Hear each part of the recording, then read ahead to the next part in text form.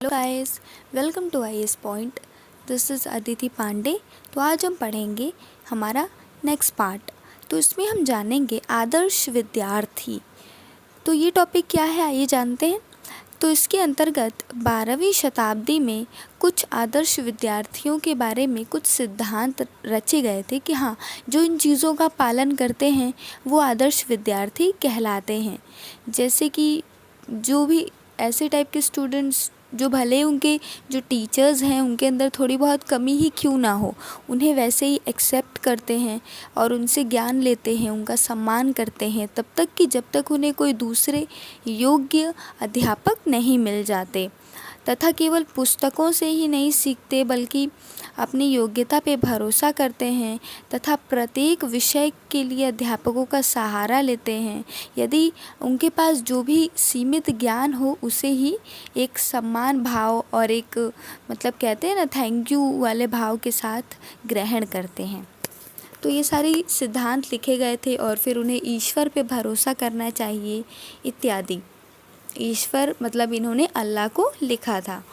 नए विषयों के अध्ययन ने आलोचनात्मक जिज्ञासा को काफ़ी ज़्यादा बढ़ावा दिया। एज़ यू नो, अगर एक ही सब्जेक्ट हम पढ़ेंगे, अगर मान लीजिए हमने सिर्फ इंग्लिश ही पढ़ी होती तो हम हिस्ट्री को नहीं जान पाते, ज्योग्राफी को नहीं समझ पाते, साइंस को नहीं देख पाते, केमिस्ट्री क्या होती है, फिज़िक्स, मैथ, ये सब कुछ हम समझ ही नहीं पाते। तो इसलिए जब नए नए विषय आते गए और उनकी कई सारे अध्ययन आते गए, अध्ययन के तरीके बढ़ते गए, सब्जेक्ट्स बढ़ते गए, तो आलोचनात्मक जिज्ञासा भी उत्पन्न होने लगी। आलोचना करना मतलब किसी के हर पहलू को देखना, बुराई भी देखना, उसकी अच्छाई भी देखना। तो चीज़ें तो तभी आएंगी ना जब ज्ञान ज़्यादा होगा। अगर अल्प ज्ञान होगा तो हम किसी के बारे में कोई एक ही साइड देख सकते हैं, या तो अच्छी साइड या तो पूरी तरीके से बुरी साइड ही देखेंगे।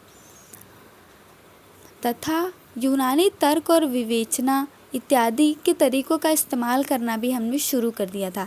यानी अब हम तर्क वितर्क करने लगे थे, डिस्कशन करने लगे थे, विवेचनाएं करने लगे थे। दार्शनिकों ने व्यापक प्रश्न प्रस्तुत किए और उनके नए उत्तर भी प्रदान किए। इब्न सीना जो है, जो व्यवसाय की दृष्टि से एक चिकित्सक और दार्शनिक था, वह विश्वास नहीं था कि यह क़यामत के दिन व्यक्ति फिर से ज़िंदा हो जाता है। कई सारी मिसकंसेप्शन भी थे, कि अंधविश्वास भी थे कि हाँ इस दिन ये चीज़ें होती हैं। मे भी शायद सच हो लेकिन वो अभी तक साबित तो नहीं हुई हैं उतनी, तो उन्हें मिसकंसेप्शन ही कहा जाएगा। तो ऐसी चीज़ें भी उस टाइम पे थी।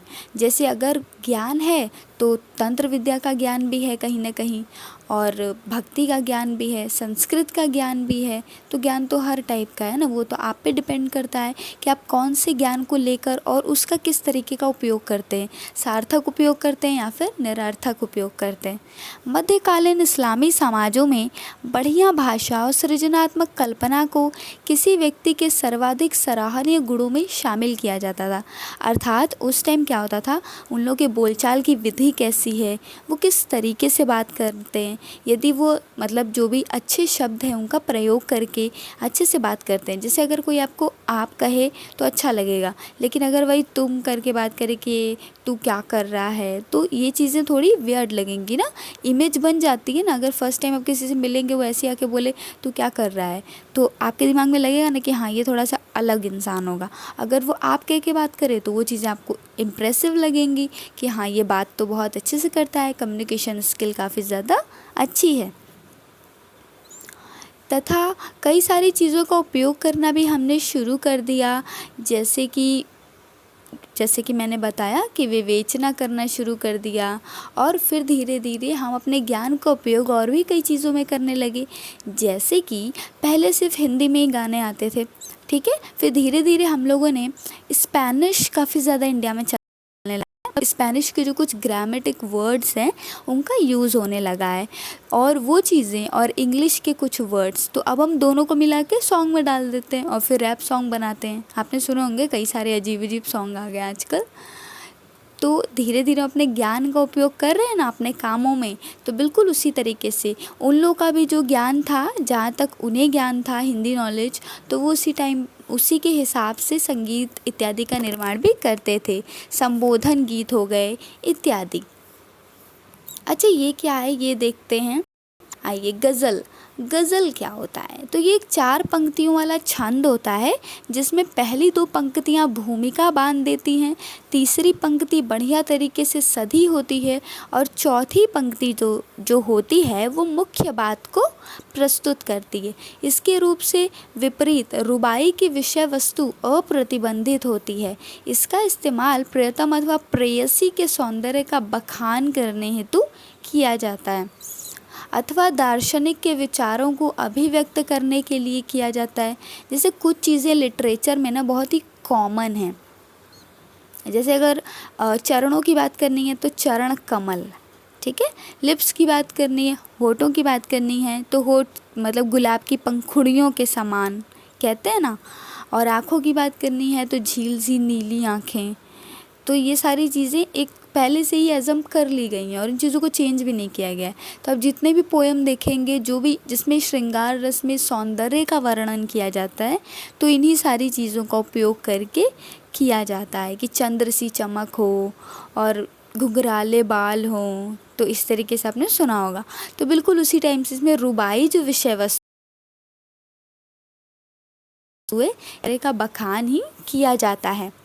11वीं शताब्दी के प्रारंभ में गजनी फारसी साहित्यिक जीवन का केंद्र बन गया। गजनी मूवी वाला गजनी नहीं, यहाँ दूसरी गजनी की बात हो रही है। कवि स्वाभाविक रूप से शाही दरबारों की चमक दमक से आकर्षित होते थे। ऑब्वियस सी बात है, पहले क्या होता था, जितने कवि होते थे वो सोचते थे कि हाँ हम अपनी जो भी कविताएं हैं या सॉन्ग हैं या जो भी हमारे अंदर टैलेंट है हम उसका इस्तेमाल एक ऐसी राज दरबार में जाके करें जहाँ देखने वाले लोगों की संख्या ज़्यादा हो, जिससे कि हमारा प्रचार हो तो हमें और भी राजाओं के यहाँ से बुलावा आएगा या फिर हम वहाँ भी जा सकते हैं आसानी से, लोग हमें जानेंगे।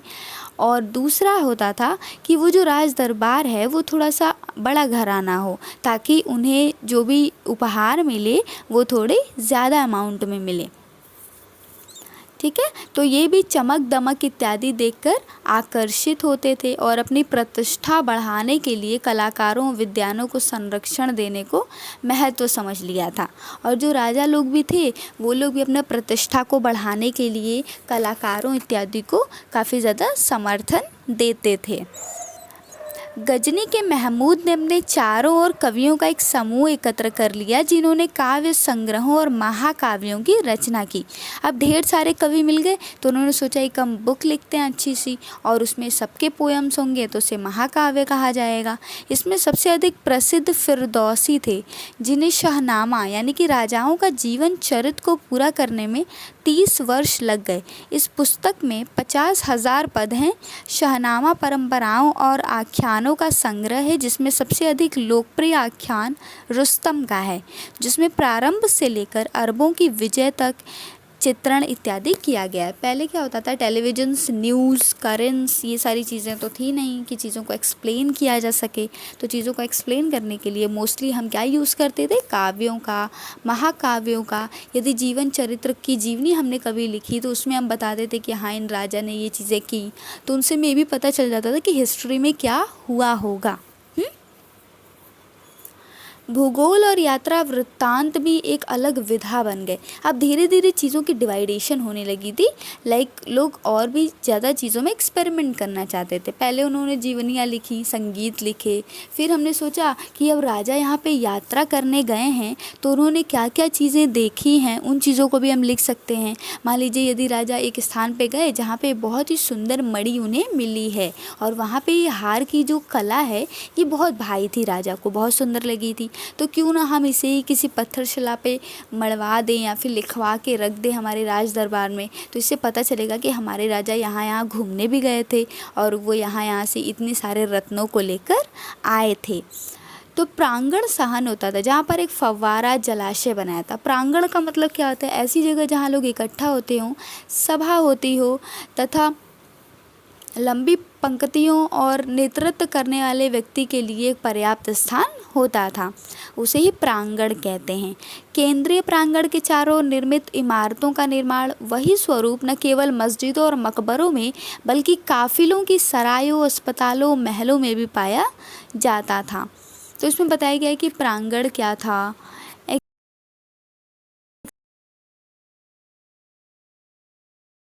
एक्सेट्रा। जैसे अभी भी आप देखेंगे मुस्लिम्स के जो घर होते हैं वो उसे सजाने के काफ़ी ज़्यादा शौकीन होते हैं, मतलब एक्सप्रेस करने के। अगर आप उनके घर जाएंगे तो जो प्रेजेंटेशन होगी चाय देने की, वो जो नज़ाकत है, वो उनके अंदर वो कला है, ठीक है। तो वो आपको देखने को मिलेगी कि हाँ वो चीज़ों को किस तरीके से रिप्रेजेंट करते हैं, मोस्टली फूड में किस करना होता है।